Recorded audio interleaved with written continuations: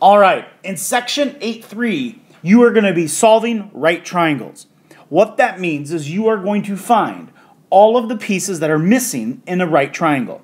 That would be 3 sides and 3 angles. So, let's look at why we use this. You can convert the percent grade of a road to an angle measure by solving a right triangle. San Francisco, California is famous for its steep streets. The steepness of a road is often expressed as a percent grade. Filbert Street, the steepest street in San Francisco, has a 31.5% grade. This means the road rises 31.5 feet over a horizontal distance of 100 feet, which is equivalent to a 17.5 degree angle. You can use trig ratios to change this into a percent, and that's what we're doing.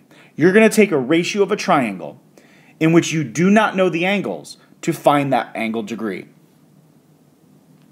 Example number 1, identifying angles from trig ratios. So we're going to use the trig ratio cosine of A equals 0.6 to determine which angle of the triangle is angle A. To start, we know that cosine of angle A is equal to the adjacent side over the hypotenuse. Well, the hypotenuse is 6. So regardless if we use angle 1 or angle 2, the denominator would have to be 6. Now, what divided by 6 would give me 0.6? Well, that'd be 3.6. So 3.6 divided by 6 gives me 0.6. So that means I have to use this side and this side. Well, the hypotenuse is easy. But if you used angle 2, the opposite side is 3.6. Well, we don't want opposite. We want adjacent. So we would choose angle 1.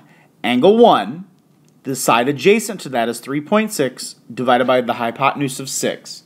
So angle 1 would be the angle that makes this ratio true. Now, what I'm going to teach you next will be a little confusing to you.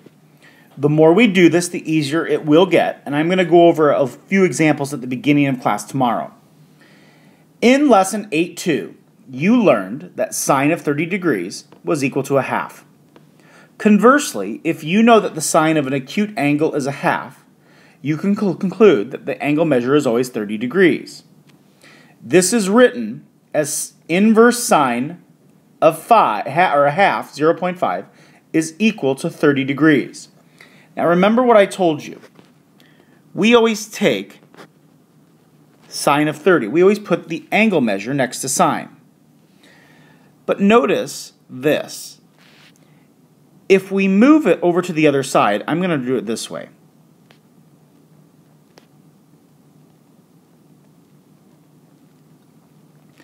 You will notice that the sine has been switched to the other side.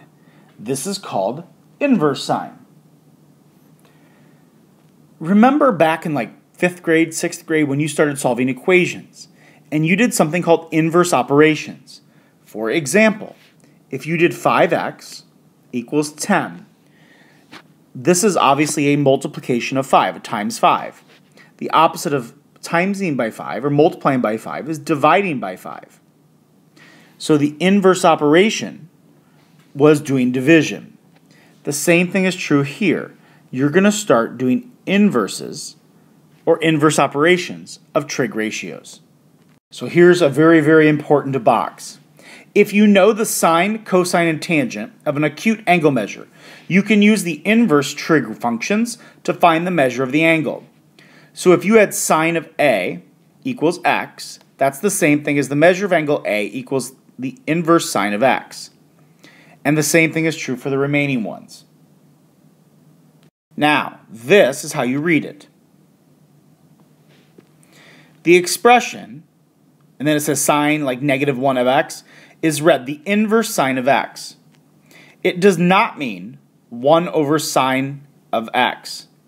You can think of the inverse sine of x as the angle whose sine is x. Let me show you how this works. If I gave you my original sine of 30 degrees equals 0.5, now you're not actually going to do this.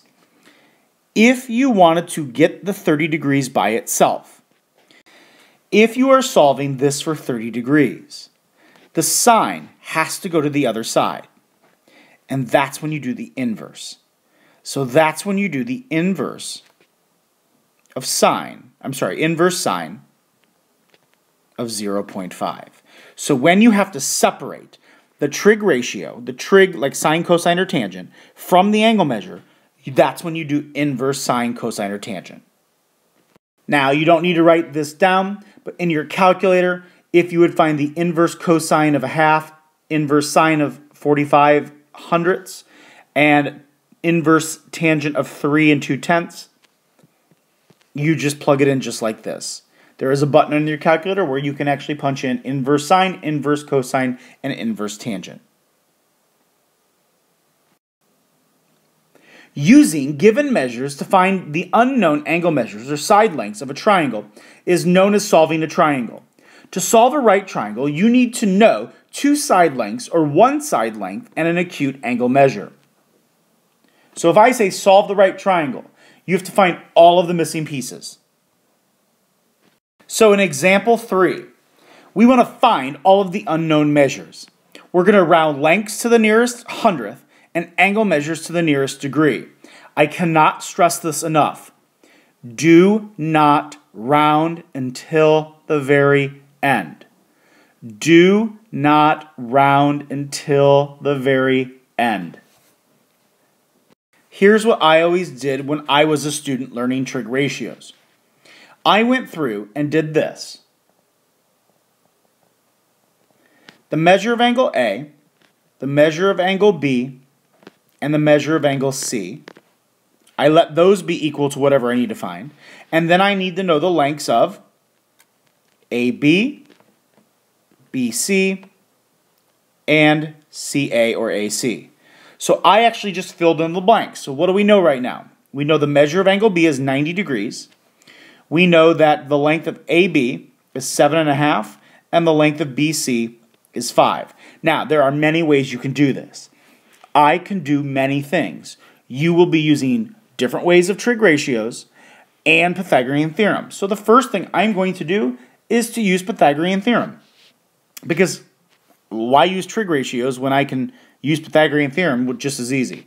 So 5 squared plus 7.5 squared equals AC squared, or I'm just going to call that, I just always plug in X or C or whatever you want, it doesn't matter. So C squared, 5 squared plus 7.5 squared is 81 25 hundredths. I take the square root of both sides. C would be approximately, remember now, it says side lengths to the nearest hundredth, approximately 9.01. Now here's the important part. We know AC is 9.01 rounded. That means if you need the hypotenuse for something, let's say you use sine or cosine, which involves the hypotenuse, you would not plug in 9.01 because that is a rounded answer. You would plug in root 81.25 because that's the actual answer. So make sure you never use rounded answers when finding something else. So we know our side lengths are all done. So I'm going to start with angle A. I want to find angle A. Now, if you want to find angle C first, go for it. Absolutely, that would work. So angle A, what do I need to know? Well, I need to know angle A, and I have the opposite and adjacent side. So opposite over adjacent will be tangent. So I'm going to do tangent of angle A equals 5 divided by 7.5. I want to solve for A. So I want to find the measure of angle A. Well, how would I find that? Well, angle A, the measure of angle A, I want to move the tangent to the other side. So that means I need to do inverse tangent of 5 divided by 7.5. So you just plug it in like that into your graphing calculator. So the measure of angle A is what? the measure of angle A is approximately, to the nearest degree, 34 degrees. So we know the measure of angle A is equal to 34 degrees. The last angle we need is angle C. So all we have to do is figure out, well, we know that angle A and angle C are complementary. They add up to 90 degrees. And so 34 degrees plus 56 degrees would give me the other angle measure. Now, you're probably asking yourself, well, Mr. Humphreys, you told me I couldn't use rounded answers. You're right. However, the only exception is when you round an angle measure. Because if you found the exact answer here, you would get a value that would round to 56 degrees. Your final three angle measures always have to add up to 180. So if you do round one of your angle measures, the other angle measure you can subtract from 90 because you know they're complementary. And that's okay.